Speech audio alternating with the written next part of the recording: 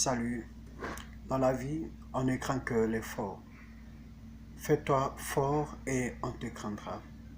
Ne laisse pas la place à la lâcheté, à la faiblesse.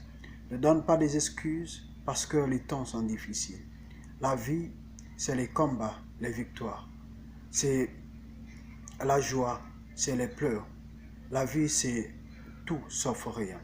Alors lève-toi, n'abandonne pas parce que les temps sont difficiles. Ne relâche pas parce que plusieurs t'ont abandonné. Mais continue d'y croire encore en toi et donne-toi jusqu'à fond. Mieux vaut finir, mieux vaut finir avec succès que de finir avec lâcheté. Dans ce monde, ceux qui écrivent l'histoire, ce sont ceux qui donnent de tout sauf rien. Un seul est l'unique et moyen, c'est le sacrifice. Le sacrifice.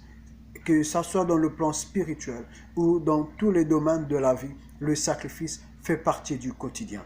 Le sacrifice est ici le chemin qui emmène vers le succès.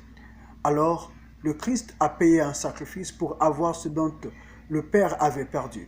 Le Père avait perdu l'humanité et le Père a donné un sacrifice pour avoir ce qu'il avait perdu.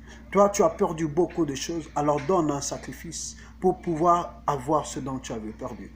Quand ton Père, il faut un sacrifice pour le récupérer. Le Père nous a montré l'exemple dans Jean 3, verset 16. Il a donné son Fils unique afin que quiconque croit ne périsse pas. Dans la grâce, le sacrifice n'est pas exclu.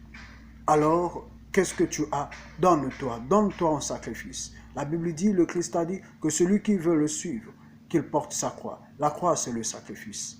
Alors, n'exclus pas. N'attends pas, à cause de la grâce, que tout tombe du ciel.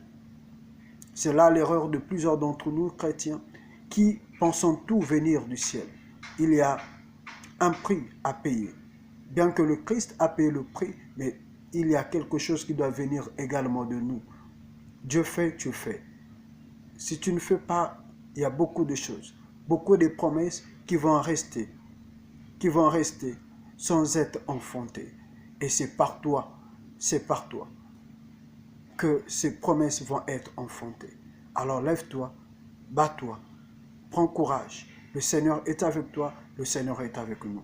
Jusqu'à la fin, nous sommes appelés à tenir bon.